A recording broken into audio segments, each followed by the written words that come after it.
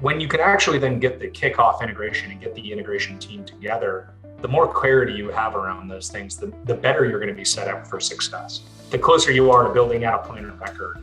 Now, there's going to be things, obviously, that you're going to find out along the way, right? As more of those conversations evolve, as you start to actually go to market with certain things. But you just have to be kind of agile in your approach to those things as well. But the more you can, again, go back to kind of the original question around, I think that the more you can have a lot of those key questions answered, have all of the leaders aligned with like a one-pager on here's what we're going to go do, the more effective and the more seamlessly things are going to occur throughout the integration, because these things are extremely disruptive.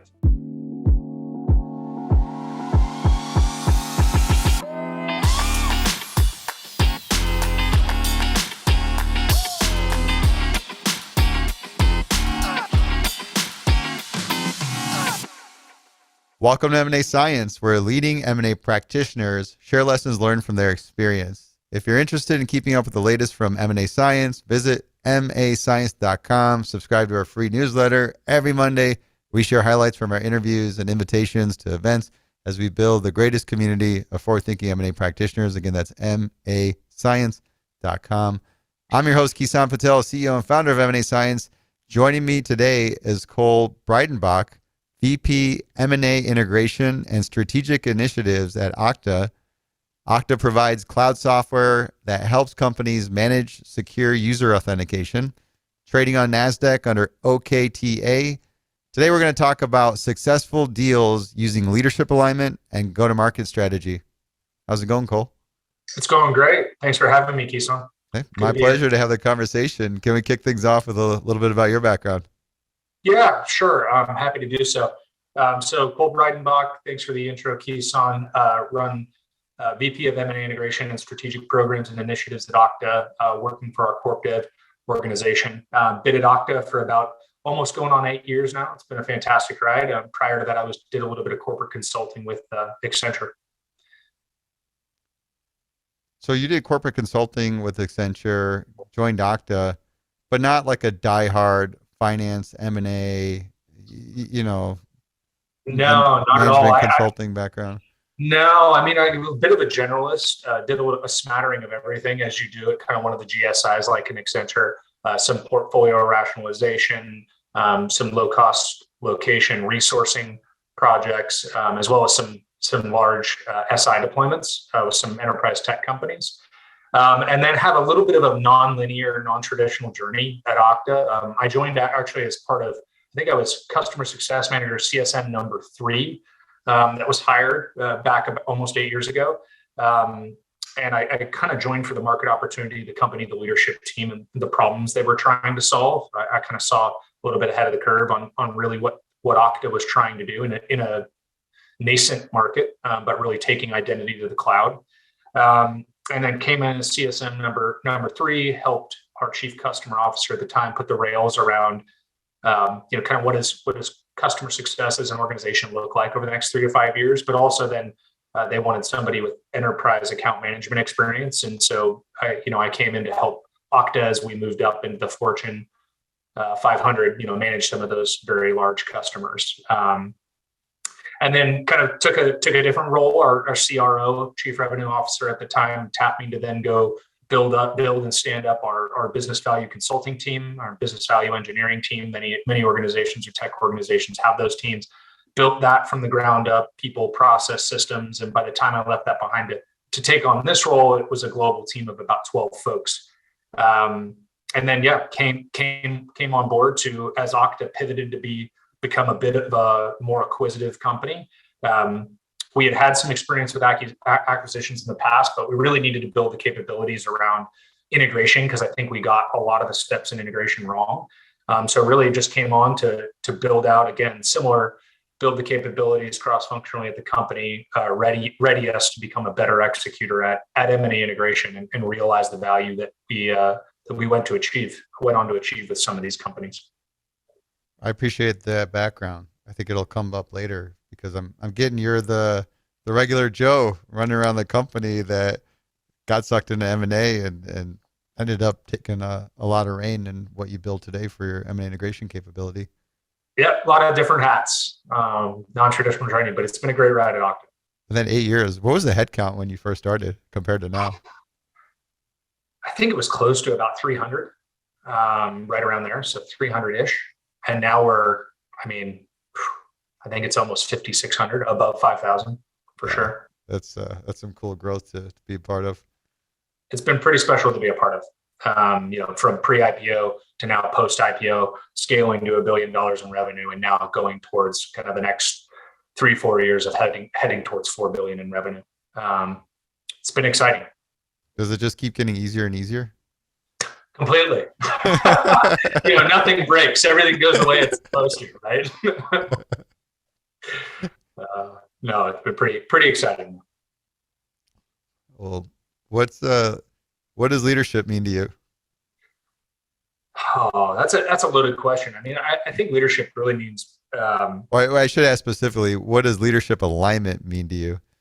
As it pertains to M&A, I mean, leadership alignment to me just means making sure that the folks from both CEOs on down are all aligned on, in the context of M&A, why we're doing the acquisition, what it generally means, what we're trying to achieve, and then really what's our product strategy, what's our go-to-market strategy, what's our people strategy, and how are we going to talk about this more broadly to the rest of the company.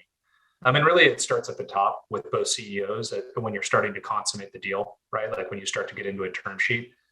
And you can't start planning soon enough for some of those things and start defining some of those things and getting both leadership teams, depending on the type of deal, right? And who's going to come with the deal and who's not, getting both leadership teams aligned on that messaging, aligned on the strategy, and then how we're actually going to go execute on that. Because it's really critical, because it really, the message, the communications, those pieces of it, the change management component really then tends to need to trickle down from those leaders, and everybody needs to be speaking from the same same playbill, as it were, right?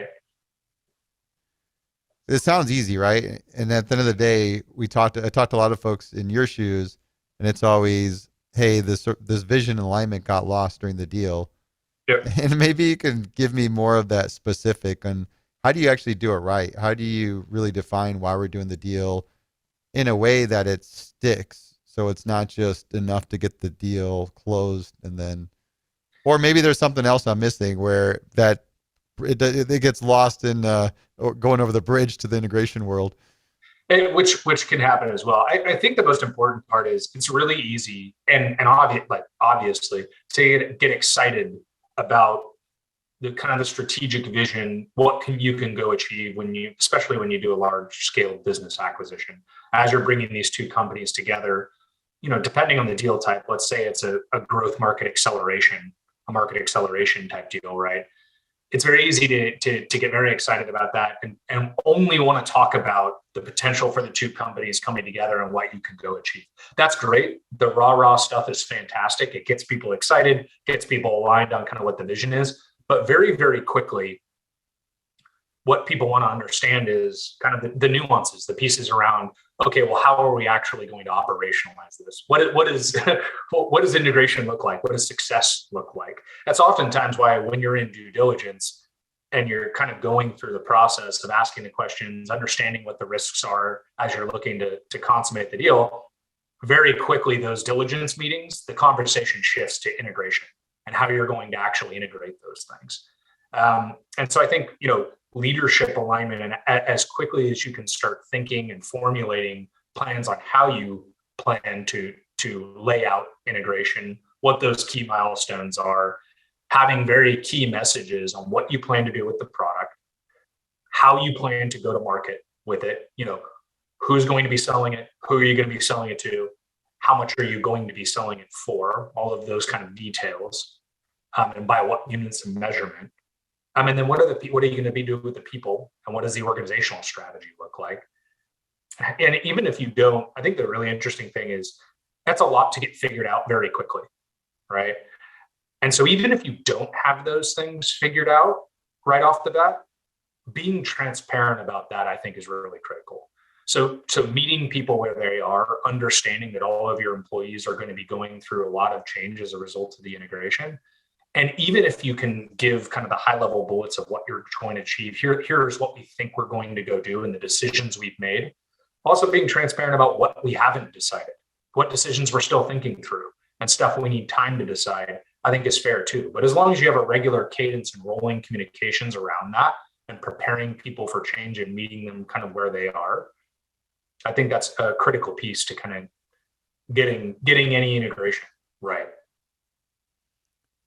There's a lot of this stuff that builds up over time when you have the time to talk to the people, get the information, and have the conversations around this. But what about to the point where you get to LOI? We're presenting something definitive here to get a deal done. How fleshed out should you be with these things that you talk through?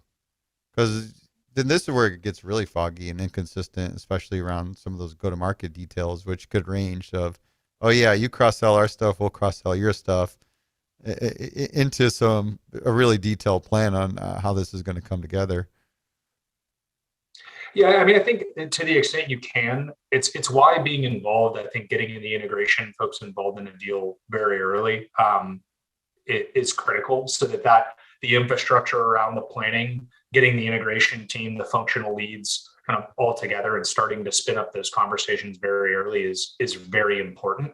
So to the extent you can get some of those decisions outlined beforehand, I think one thing at Okta, and I know that at other companies, they do very well, is document and having built, you can have all the playbooks in the world, but at least having kind of those key top 20 decisions you need to make prior to actually consummating the deal, and having clear answers to those, and having whoever the deal sponsor is help you answer those things. When you can actually then get the kickoff integration and get the integration team together, the more clarity you have around those things, the better you're going to be set up for success. The closer you are to building out a plan of record.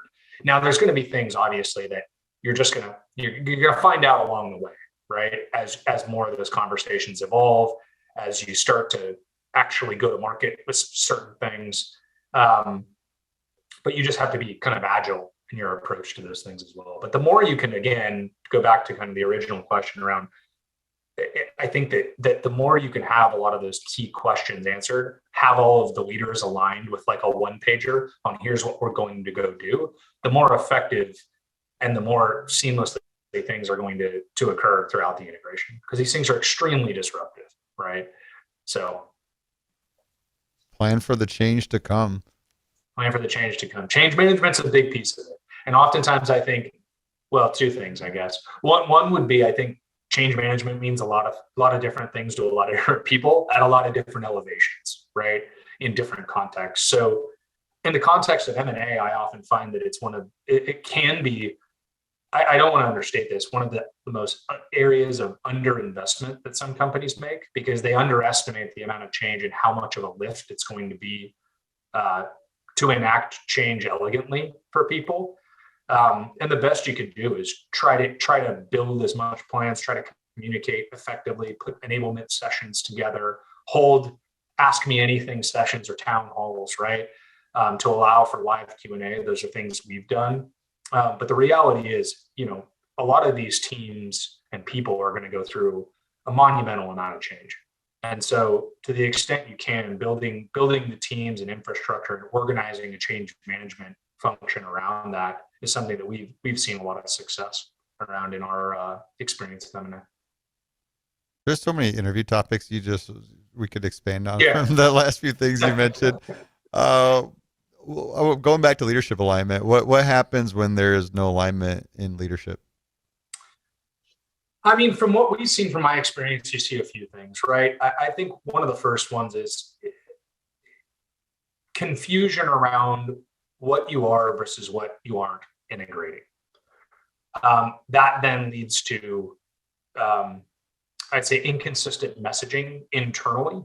There isn't a consistent narrative that all of the leaders are aligned around, and they have people asking them who are unsure, because there's a lot of uneasiness and people aren't sure what's going to happen unless you're clearly communicating to them. And unless you arm your leaders with that clear, consistent message that everybody is rallying around, it just creates people go off of their own devices, right? People create their own narrative then, because that's what people do. And so unless you can, to the extent you can try to control that and then allow people to ask questions about that narrative and to dig into it more, even again, but kind of back to the things that you haven't decided or you don't know yet, that's okay. But then just have kind of that rolling, kind of comms or change plan ahead of being able to go back and address those things and bring people along for the journey, right? Don't just kind of give some announcement and allow them to go create a narrative. And if you don't have the leaders kind of backing up and regularly reinforcing that message, again, there's an inconsistent narrative from what one functional leader may be telling their team versus what another functional leader is telling their team.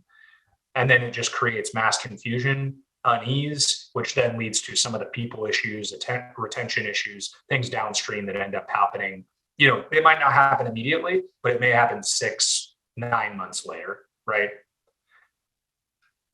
This is good stuff. This is the real meat right here. The narrative, being able to reinforce that message, because it goes back to like integration's easier said than done. So being able to do that and then being able to change your plans as you need to.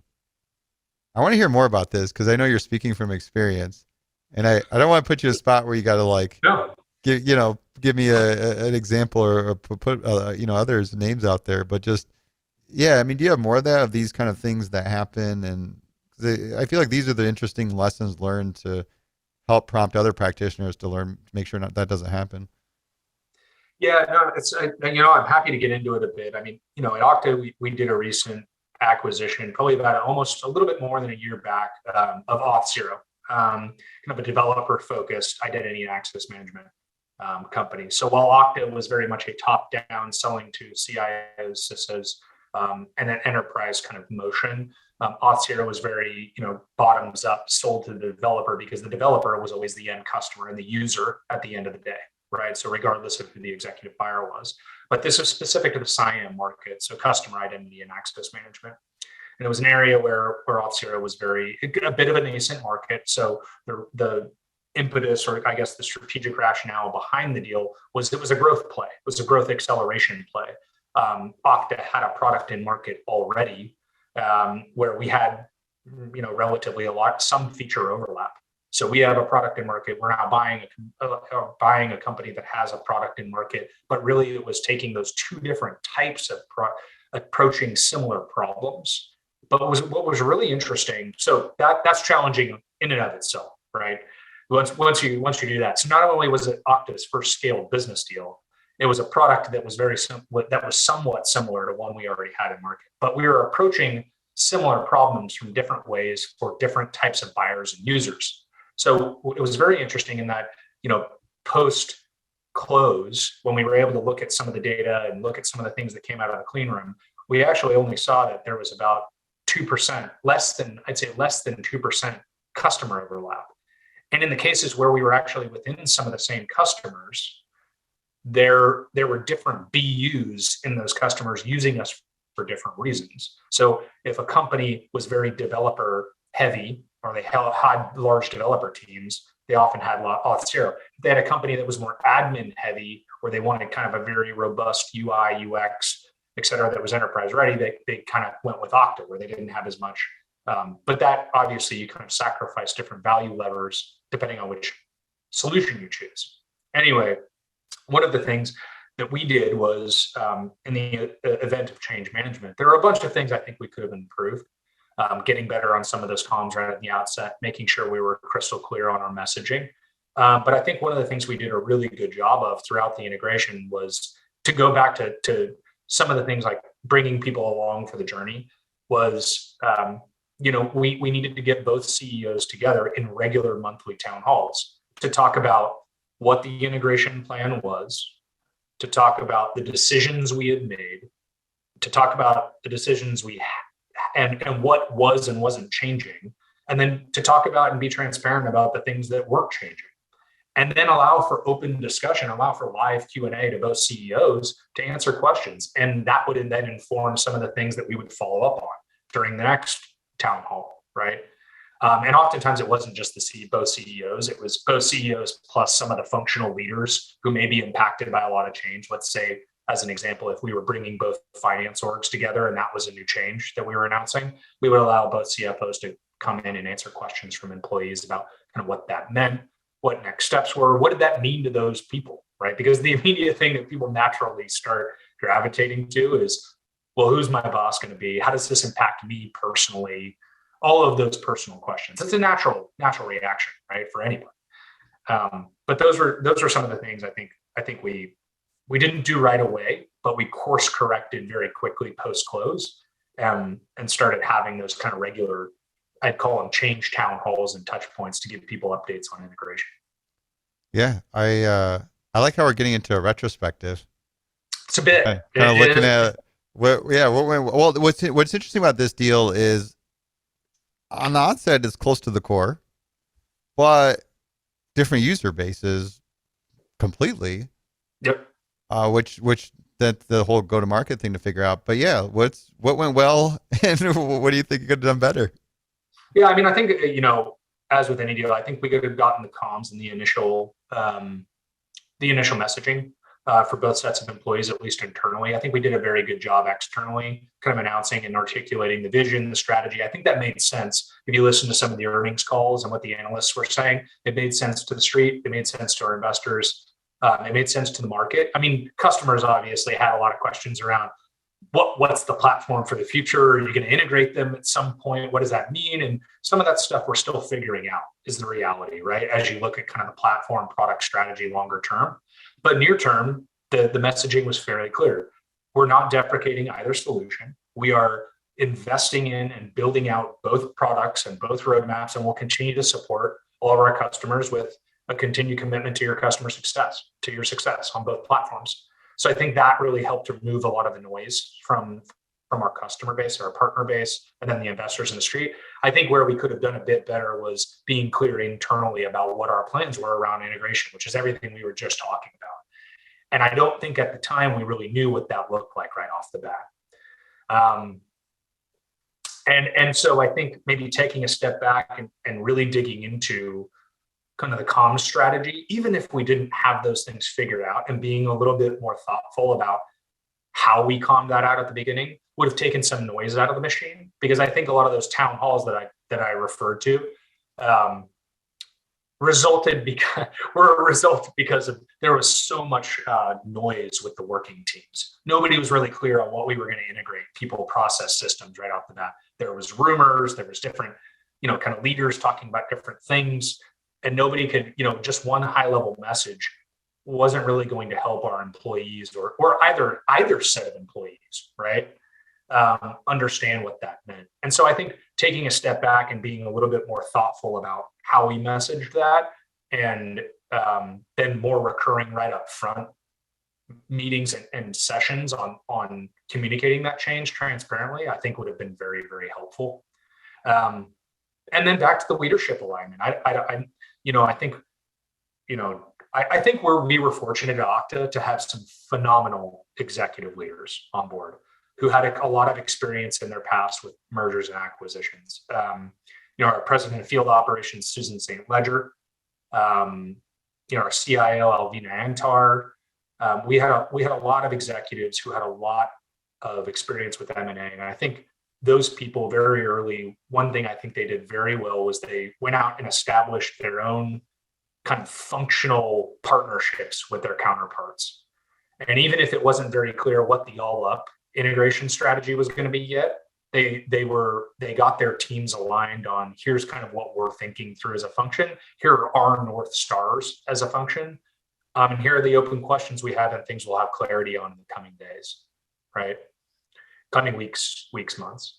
But again, I think the more we could have done more alignment up front, instead of post close, I think that we would have just been better positioned to execute right out of the gate. And again, then that takes a lot of noise out of the machine, because the longer you don't make some of those decisions, the longer you kind of kick around while we're still thinking through it, you still need to move forward with the integration.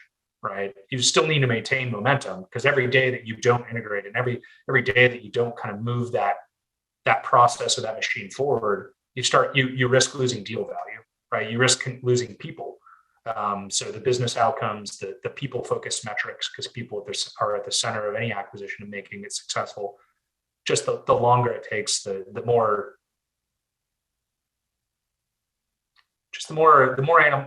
anxiety kind of grows across the entire process, right? You want to hit the ground running and get Totally. as much as you can get done before you get that level of fatigue sinks in.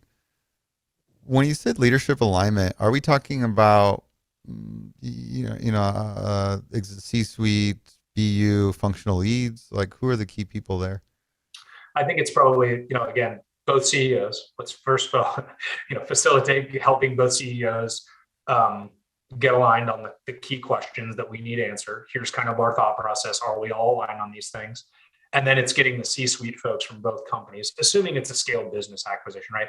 It kind of changes if it's a tech tuck and you're not really, if you're only bringing some of, like, let's just say the R&D talent, right? Or something like that. And you're maybe leaving the go-to-market talent or the rest of the company behind. But if it's a scaled business acquisition, I would say that, yeah, it's the C-suite, and then they're probably direct to the VPs, so that they can then filter down a lot of that messaging, and everybody's speaking the same language, right? And everybody's kind of reading off the same page. Here's what we're doing. These are decisions we've made. This is going to be the product strategy. And if we don't have that full product strategy, we're going to be figuring that out over this time horizon. We'll come back. We'll give everybody visibility to that. Here's the near-term go-to-market strategy. Here are kind of what we're thinking on the other milestones. And then here's the people strategy, and here are the groups, and here's how we're going to design the organization to facilitate achieving our business outcomes, right? And here's how we're going to structure ourselves and what that means, and who's going to lead what. And then the timelines. I think fondly back to this really bad slide that we created that had a visual of a road or like a highway with a car going down it, and that had literal milestones that we showed the company, where it was like, here's what you can expect by this date. Here's what's happening on this date. And it was just like trying to bring them along for the journey. Really bad slide, a horrible illustration on it of like this little red car. But I think it got the job, and it helped people feel like they were part of the journey. They could ask questions along the way, and they felt like they weren't just kind of a passenger on the overall. So you shared that timeline broadly. After a while, we had to. I think we thought that was the best thing to do internally. Wasn't the specifics weren't shared externally. Obviously, there were a lot of kind of sensitive items in there, but in general, yeah, we tried to be as transparent as possible with people as we were kind of bringing them along, because I think we got a lot of feedback early via surveys and other executives that I think we talked to, that we needed to bring more to people. They needed to know more, because, like I said, everybody gets excited about the rah-rah, the strategy. Here's what we can go achieve. Everybody was on board with that. But the next thing everybody naturally pivots to is, okay, well, what about how are we launching? How are we operationalizing this? How is it actually going to happen and pan out, right? And there's a lot of details in there they are kind of G&A and operational in nature, but people care about that stuff. They care about, how are they getting paid? When are you bringing together payroll systems? Who am I getting paid by? Like, all of those really, like, who's going to be my manager? What does that look like? They're very tactical things, but it's important that they're addressed by leadership, so that leadership recognizes that those nuances, those details, they're all very, very, very important to people. And so making sure you maintain humanity throughout that kind of change journey, I think, is really, really important. It goes beyond just leadership alignment. It's this level of accountability and ownership that they have, because if you don't talk about these things, then you don't have that accountability and ownership. Right. And that was one thing that I think our leaders did a very good job of making sure both CEOs understood, was this is why we need to go have these sessions with the whole company. Because if we didn't, in my opinion, we would have continued having so much churn, because people weren't hearing directly from leadership on what was going to be happening, right?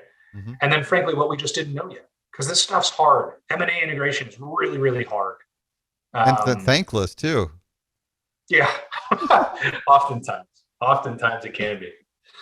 But no, I mean, I think it in general, I think those things, you then take a lot of the ambiguity out of it. You provide clarity on what you're going to go do. And it's not always painless, right? A lot of times there can be pain associated with the decisions you're making. There's going to need to be change and planning put around some of those announcements. But at the end of the day, I think we were fortunate enough to have two phenomenal companies, and it's really a testament to the caliber of people on both sides, employed from leadership on down, who even in the face of all that ambiguity for the first few months, were able to band together and say, look, we don't have all the answers yet, but we're still going to move the bus forward in the areas that we know we need, we have integration plans for. And the rest of the stuff, it'll come, and we're going to get there in the coming weeks and months. But, back to my original point, I think maintaining momentum, keeping things moving is really critical. And that was a piece that I was very focused on in this deal we did with Austereo specifically. Yeah, this was an easy deal because this headcount between the both companies was about the same. Not about the same. I think we had about 4,000 at the time, but we added 1,000. 1,000. So, okay, it's pretty significant. Bringing on two hyper growth companies, right?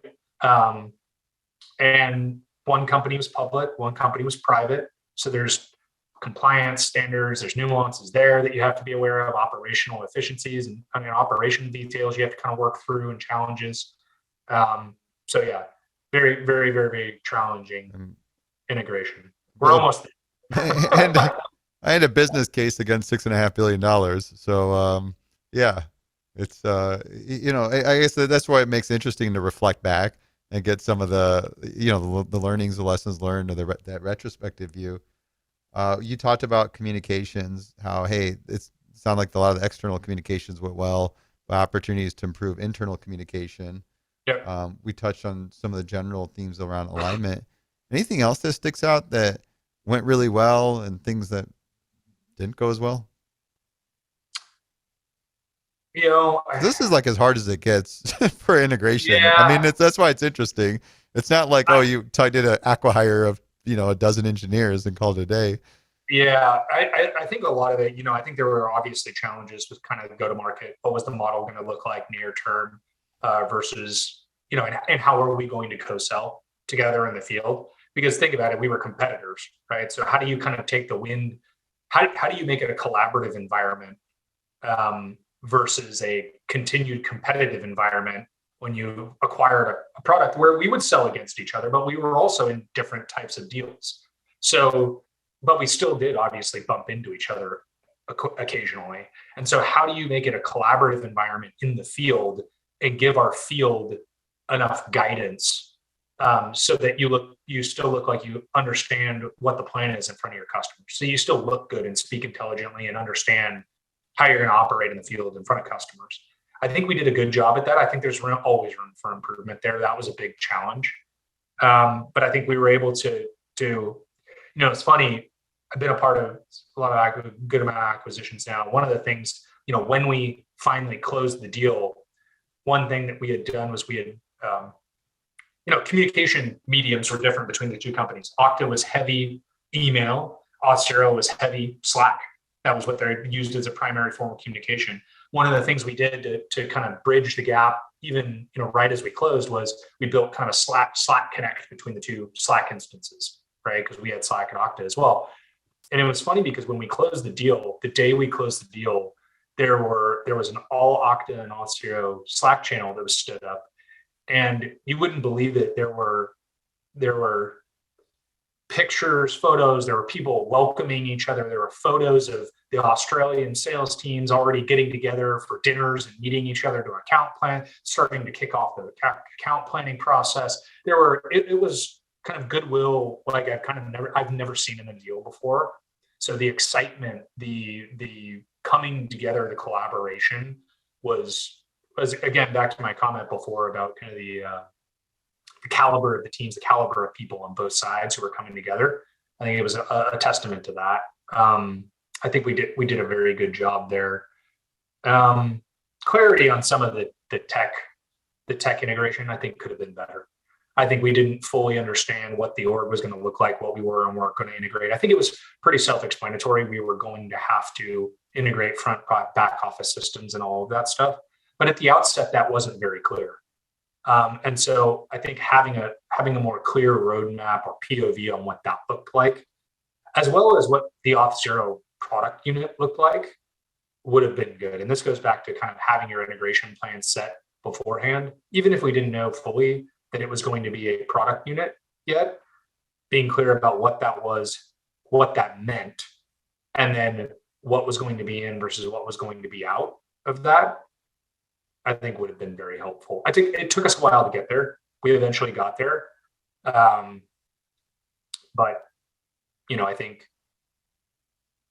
I think we made the right business decisions over a pretty accelerated period of time.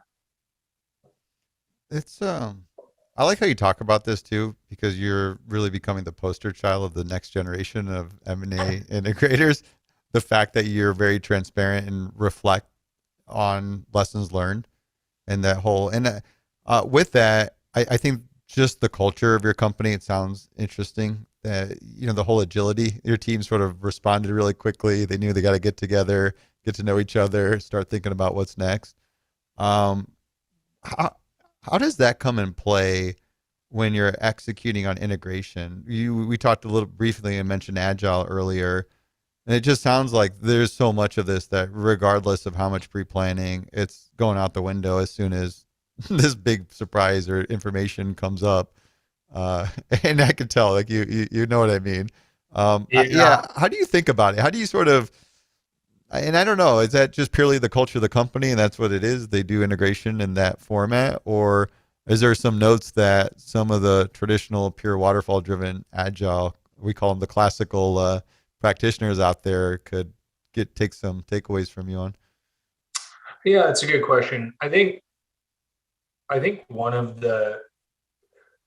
establishing the North Stars at the beginning of the integration are critical to help drive integration. So even if you think things are going to change in certain areas, having those key things that everybody can anchor off of.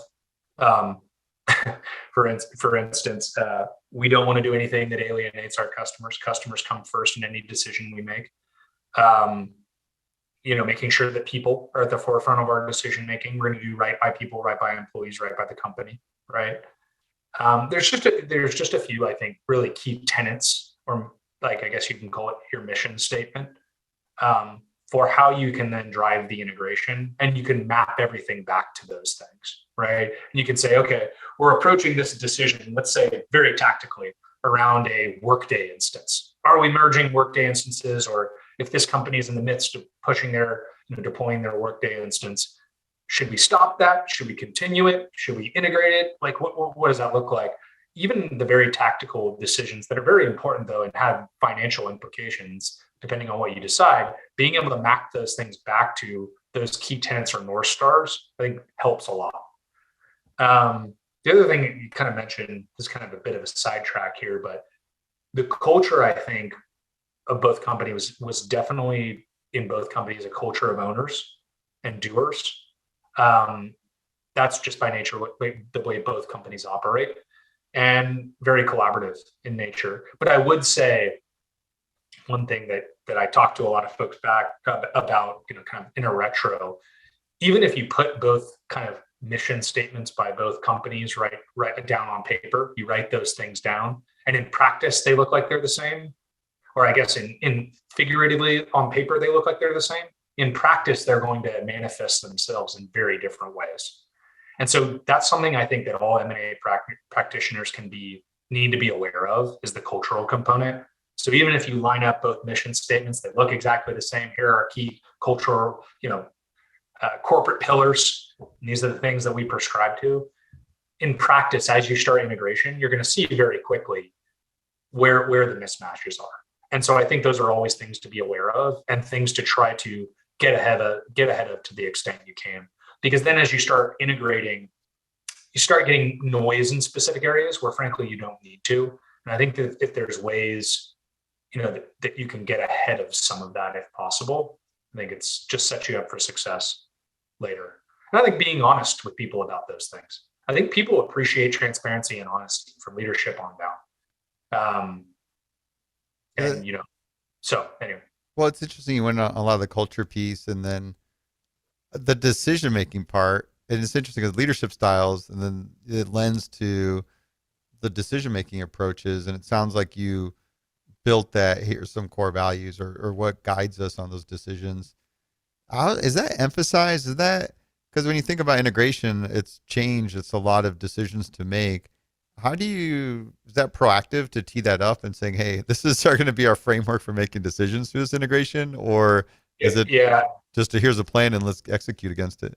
No, there's certainly here's the plan, let's go execute against it. But I do think it was something we did really good. It was something that I think benefited when we went to make a lot of those key to high level decisions. We layered kind of that framework over it and mapped it back to those key tenets, right?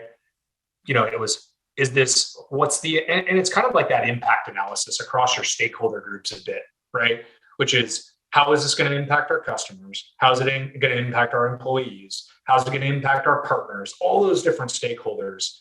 And if you can put those, I know you can't put every decision under those lenses with that level of scrutiny and rigor, but if you can get the big ones right and look at it through those lenses, I think it just sets you up. It spurs some really, really good really, really good conversation between leaders. And I think it also takes, with a framework like that, it helps take some of the emotional energy out of it, because you're kind of if you've all aligned on what the key tenets or stakeholders and those dimensions are, you can really use that as your frame or lensing for your decision making. And so that, I think, tends to allow people to be a bit more objective and make decisions that are really beneficial for the overall business and those different stakeholder groups. So emphasizing to think about the overall stakeholders, customers, employees, partners, and really thinking that through in the decisions. And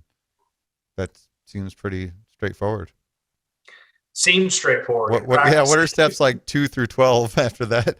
Yeah, exactly. Well, no, and then I think it goes into, once you kind of make some of those decisions, determining kind of how you calm those things out and how you communicate those things internally, externally. How do you execute on that plan? And that really then those decisions then flow down into the next level of detail for execution plans across the different functions, because they have different implications, right? The challenge is everybody always wants to know everything at every point in the deal. And some of the decisions made are fairly sensitive and have timing implications, right? Or have implications potentially in the field about things that may impact your sellers, things that may impact your customer success managers, your renewals managers. So you have to be cognizant of timing and thinking through what's the right time, the right medium, the right audience, and being intentional about those plans. Like, again, the change management communications component of these things is critical and something that I see that often kind of gets overlooked. The business unit leader. Yep. How do you guys work together when this is all going down? Do you get along, get into fights? Like, what does that look like? No, I think, in a deal like this, it's good to I think, build a very good rapport with that BU leader or whoever the deal sponsor is, and then also whoever the acquired leader is coming over. You're going to have some key leaders that is at least an integration leader that you want to go build those relationships with right off the bat. One thing that I found that was very effective, as well as, and I'm going to come back to this here in a second, it's not only just about the BU leaders, it's about the next level of people down who are really just about, those people are the linchpins in the company. This is the acquired company, right? They're the people who get things done. They're the culture carriers. They are the people who know the ins and outs of the company, and they're the people who are trusted by leadership, and they're in quantity. Identifying those people really, really early in the deal is critical, and building relationships with those people. Would those be functional leads? They could be. They could be functional leads. They could be somebody like the chief of staff on the executive team. They could be somebody whose job it is to do communications. They could be specific go-to-market line managers, sales managers, who just tend to have a lot of gravitas behind them and are highly respected, right? It's not easy to just kind of go through an employee kind of dossier or go through somebody's wiki and say, oh, it's that person, that's person. You got to suss it out. But as you really go through integration, that's where you can kind of, set up those, I guess, some of the consultants I've worked with in the past have called them kind of listening posts or feedback loops. You can start to identify those people and really, as an integration team and leader, build relationships with those people because they'll end up helping you along the way. I guess advice, I was thinking about the advice in general for achieving ideal leadership alignment.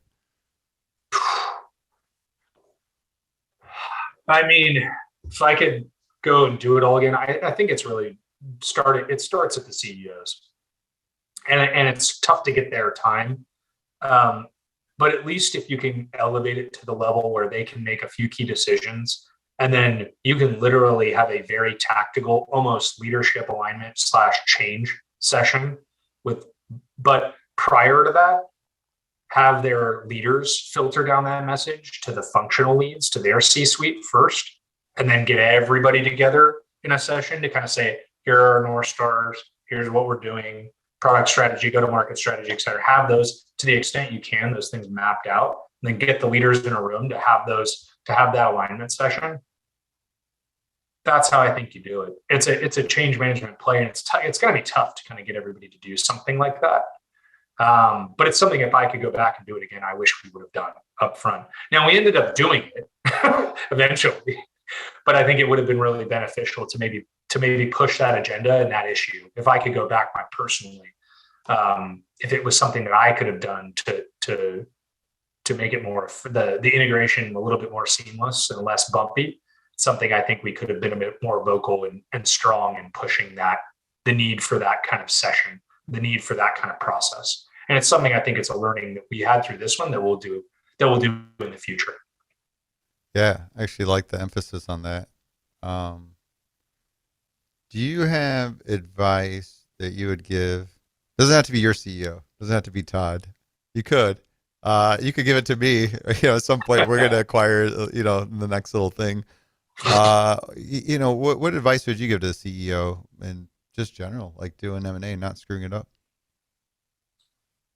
I think a lot of it has to do with the relationship you build with the other CEO. I think another part of it, I'll say selfishly here, as an integration, kind of leader, start thinking about the integration right off the bat.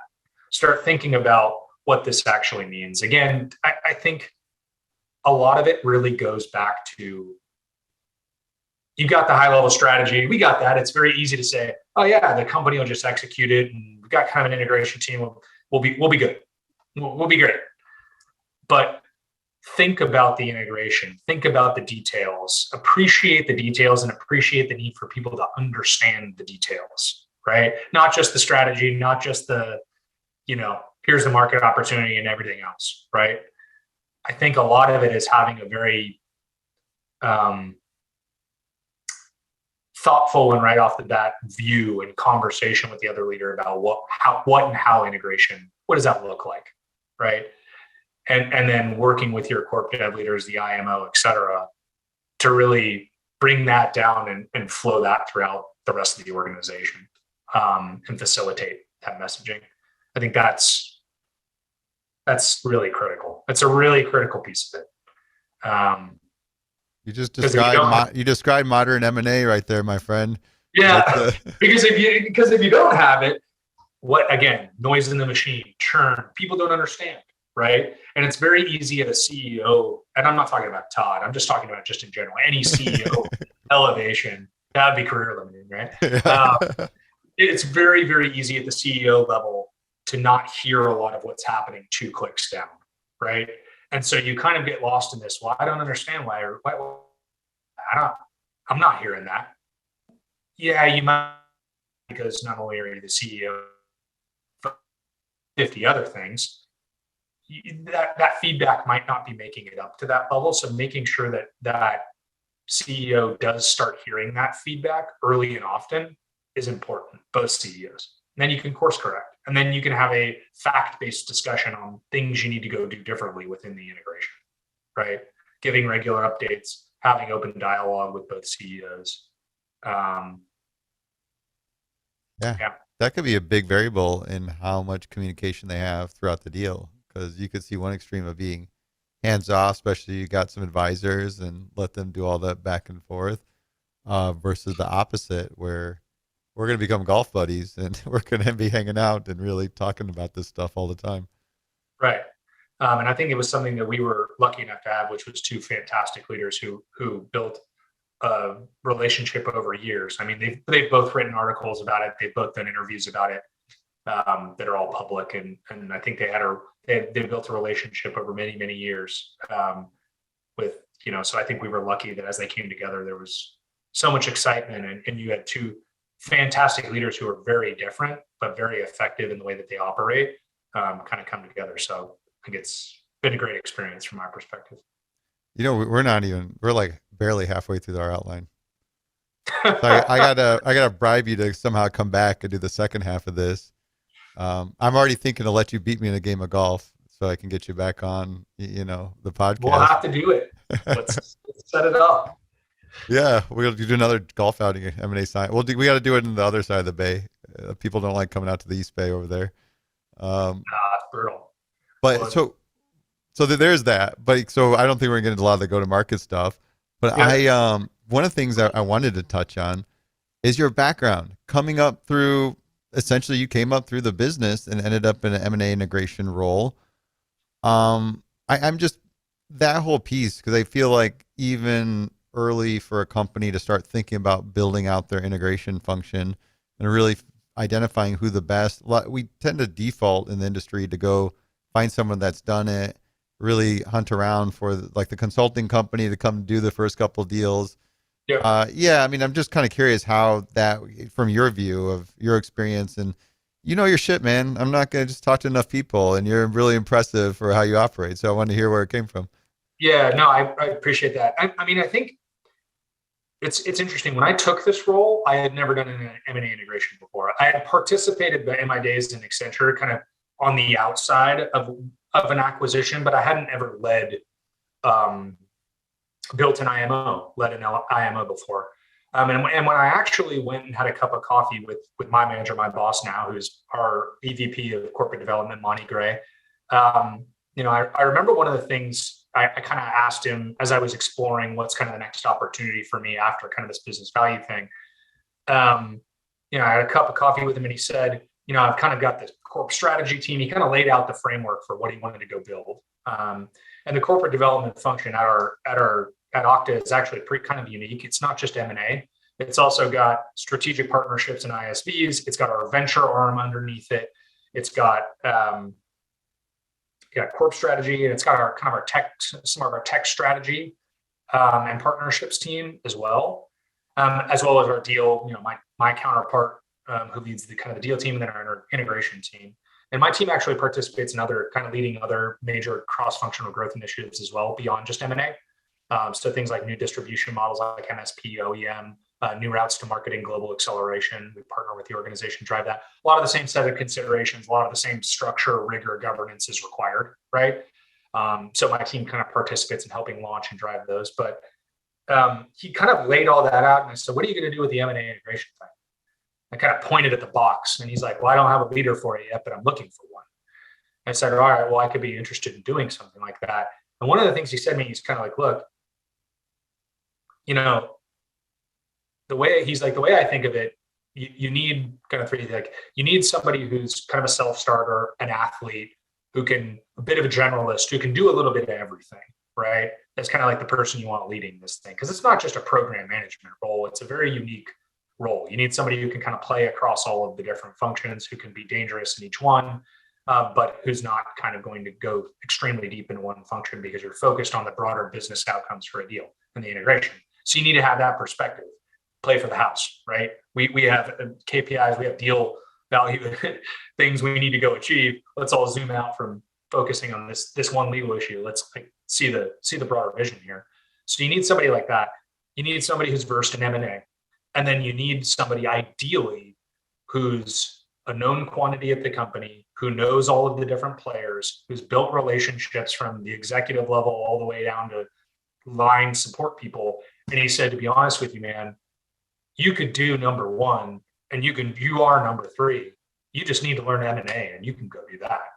So that's what we did. And so, and I think having gone through this experience, I think he was right in his approach. I think it is. And I advise other corp dev leaders who talk to me about integration, standing up IMOs. It's really effective having somebody internally who can learn the M&A side of things and come up to speed with a deal team that's already, and then augment them with almost a consulting partner who can help build the infrastructure, who can help build the playbooks, the governance, the process, who can help do the road shows with the exec leaders to bring together the readiness team, right? Yep. But it really helps to have somebody internal because a consulting firm is not going to have that sway, is not going to have that brand. And they're going to be looked at as a third party. They're not going to be as effective. Having somebody who has the Okta, wears the Okta badge, who's got the Okta brand, who's been there for a long time and can have those open, transparent conversations and really drive it, carry the standard, as it were, I think is critical. So I'm always one to I'm obviously biased.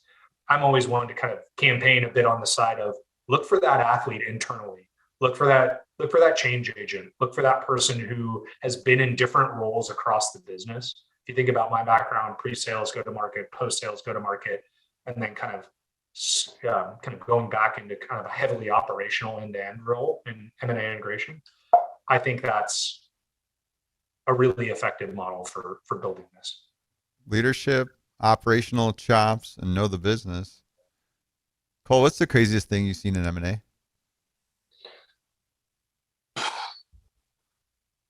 That's a really good question. God, I could think about that one for a little while. I think one of the craziest things that I saw was in a deal that we did a few years back.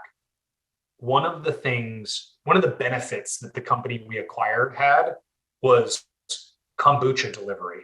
And I don't want to understate this or poke fun at it or anything like that. I'm not saying it like it was just, I was in meetings talking about, I was having to fight for bringing the kombucha delivery back. I shit you not.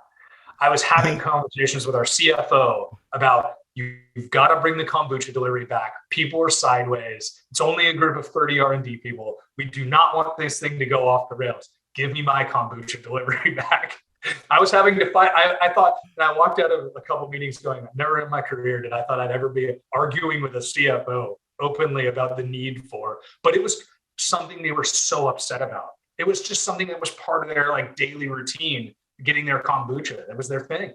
And so again, these cultural things, these like nuances of companies, like, anyway, that's the craziest thing I've been part of. There's other crazy things that I probably couldn't talk about openly, like, that are behind the curtain. But I want to go hang with those engineers. They got kombucha delivery. Unbelievable. Just never thought I'd be having those conversations, but here we are. Cole, this has been awesome. Thank you so much for taking time. I got to figure out how to get you back because I already got the outline to go through the second half of this conversation. Sure. And I learned a lot. That's great. Well, it's been a pleasure. Thanks for having me on, Kison. I appreciate it. Those tuning in or listening to it, if we don't have a second one, hit Cole up on LinkedIn, blow him up and tell him to come back on M&A Science. Hey, Cole, thanks so much. And cheers. Here's to the deal.